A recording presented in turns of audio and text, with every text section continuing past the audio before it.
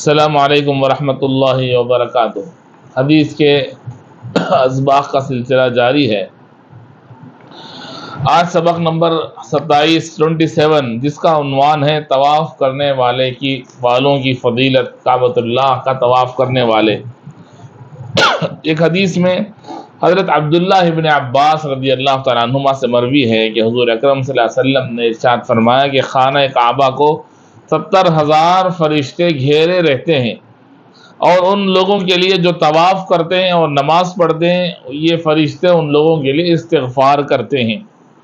ایک اور حدیث میں ہے کہ طواف کرنے والوں سے فرشتے مصافحہ کرتے ہیں۔ چنانچہ حضور اکرم صلی اللہ علیہ وسلم کی ایک روایت میں ہے، آپ نے فرمایا کہ اگر ملائکہ فرشتے کسی سے مصافحہ کرتے ہیں تو وہ راہ خدا میں جہاد کرنے والے سے مصافحہ کرتے ہیں، اور دوسرا والدین کے ساتھ اچھا برتاؤ کرنے والوں سے مصافحہ کرتے ہیں، اور تیسرا بیت اللہ کا طواف کرنے والوں سے مصافحہ کرتے ہیں۔ اس حدیث میں 3 باتیں بیان کی گئیں، ایک کعبۃ اللہ کا طواف کرنے والے، دوسرا والدین کے ساتھ اچھا سلوک کرنے والے، خدمت کرنے والے، اور تیسرا اللہ کی راہ میں جہاد کرنے والے۔ یہ وہ لوگ ہیں جن سے فرشتے دنیا میں بھی مصافحہ کرتے ہیں۔